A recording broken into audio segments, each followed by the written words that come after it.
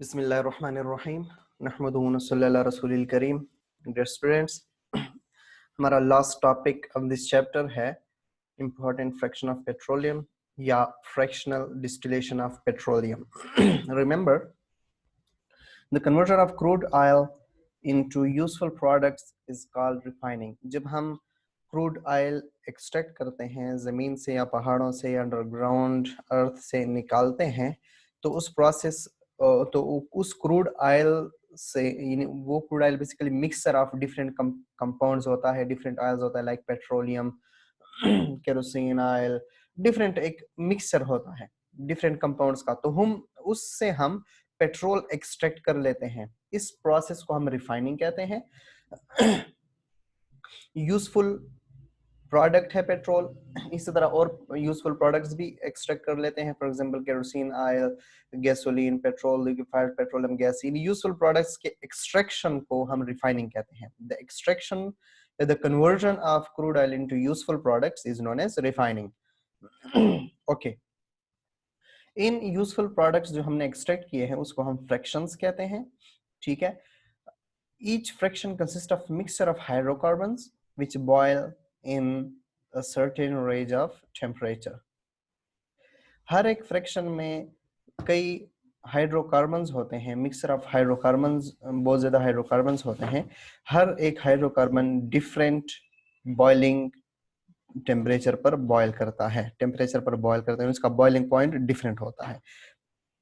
Petrol भी same case है, उसको हम टाल फ्रैक्शनेटिंग टावर में ऐड करते हैं पेट्रोलियम को। पेट्रोलियम इज डजंट मीन कि जो वो पेट्रोल जो हम व्हीकल्स में या मोटरसाइकिल में आते हैं, यहाँ पर petroleum means a mixture of many hydrocarbons.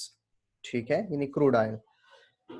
अब हम समझ लेते हैं इस डायग्राम से कि मिक्सचर या पेट्रोलियम को हम इस फ्रैक्शनल डिस्टिलेटिंग टावर में डाल देते हैं, उसको हीट करते हैं। ठीक है, क्रूड ऑयल को हीट करते हैं या बॉयल कर लेते हैं। ओके, नाउ रिमेंबर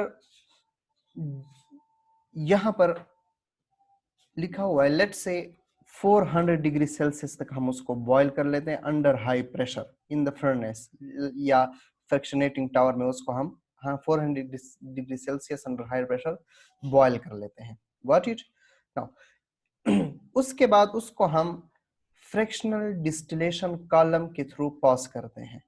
ठीक है, तो उसके वेपर्स यानी जो क्रूड ऑयल जिसको हमने हीट किया था उसके वेपर्स उस कॉलम के थ्रू राइज होते जाते हैं, बुलंद होते जाते हैं। ठीक है, ओके, जैसे ही हॉट वेपर्स ऊपर मूव होते जाते हैं, वो अपने बॉइलिंग पॉइंट के अकॉर्डिंग मुख्तलिफ फ्रैक्शंस में कंडेंस होते जाते हैं। ठीक है, यानी लेट्स से बुक में हाई लिखा है कि हाई बॉइलिंग पॉइंट जो है वो सबसे लोअर कंपार्टमेंट में या लोअर फ्रैक्शन में कंडेंस होगा। मैं इसको आपको समझाने के लिए ये कह दूं, जिसका लोवेस्ट बॉइलिंग पॉइंट होगा, लेट्स से यहाँ ये क्रूड ऑयल है, मिक्सचर है, इसमें A B C D E F X Y G मुख्तलिफ किस्म के कंपाउंड्स है, हाइड्रोकार्बन्स है। तो जो सबसे ज्यादा जल्दी बॉयल होगा, जल्दी ऑपरेट होगा, वो क्या कह रहा है, वो उसके वेपर्स जल्दी से ऑपरेट होकर इस कॉलम में सबसे टॉप में कंडेंस हो जाएंगे।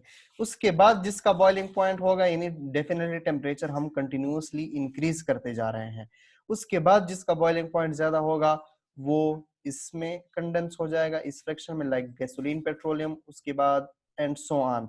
जिसका सबसे हाईएस्ट मेल्टिंग पॉइंट होगा, यानी जो सबसे देर से ऑपरेट होगा, देर से बॉयल होगा, वो सबसे लोवेस्ट कंपार्टमेंट में कंडेंस हो जाएगा उसके वेपर्स फॉर्म। कॉम्प्लेक्स प्रोसेस है। ठीक है, मुख्तलिफ सिस्टमेटिक वे में होता है प्रोसेस, काफी उसको अपरेटस उसमें यूज होते हैं। ये आप जस्ट डायग्राम है, ओनली ब्लॉक डायग्राम है आपको समझाने के लिए। ठीक है, बाय द वे इतना सिंपल प्रोसेस नहीं होता। ओके, जो रेजिड्यू बन जाता है, जो बॉयल नहीं हो पाता है, जिसका बॉइलिंग पॉइंट बहुत बहुत ज्यादा है, 400 डिग्री सेल्सियस से भी ज्यादा होता है, वो लिक्विड फॉर्म में यहाँ पर एक्युमुलेट हो जाता है, जमा हो जाता है। सो वापस आ जाता है अपने उसकी तरफ। बुक की तरफ। सो compound with highest boiling point condenses first near the bottom, पहले पहले वो कंडेंस हो जाते हैं यहाँ पर, ठीक है। Compounds with lowest boiling point condenses last near the top, got it. सबसे जिसका बॉइलिंग पॉइंट कम होता है वो टॉप वाले कॉलम में कंडेंस हो जाता है, ठीक है। इस पहले सेपरेट हो जाते हैं उसके बाद कंडेंस हो जाते हैं। So compound which do not boil collects at the bottom as residue, ठीक है। In this way vapour condense gradually at different levels according to their boiling points. Therefore, crude oil is separated into various fractions. मुख्तलिफ fraction में उसको हम separate कर लेते हैं। हर एक फ्रैक्शन का स्पेसिफिक बॉइलिंग रेंज होता है और उसकी कंपोजिशन स्पेसिफिक होती है, ठीक है। सो ये ब्लॉक डायग्राम है, ये फ्रैक्शनल डिस्टिलेशन है जिससे हमने fractions on the basis of boiling point petroleum के या क्रूड ऑयल के फ्रैक्शंस को हमने सेपरेट कर लिया, अलग कर लिया on the basis of boiling point. जिसका बॉइलिंग पॉइंट लो था वो टॉप के कॉलम में जमा हो गया, जिसका बॉइलिंग पॉइंट सबसे ज्यादा था वो लो फॉर्म में लोवेस्ट कॉलम में फ्रैक्शन में जमा हो गया, लोवेस्ट सेक्शन में, ठीक है। और जो अनबॉयल रह गया, जो बॉयल नहीं हुआ, वो रेजिड्यू बच गया, ठीक है। आई होप इंशाल्लाह आपको समझ आ गई होगी। कोई कंफ्यूजन हो, कोई मसला हो तो I am ready for you. तो इंशाल्लाह फिर मिलते हैं। Take care of yourself. अल्लाह हाफिज।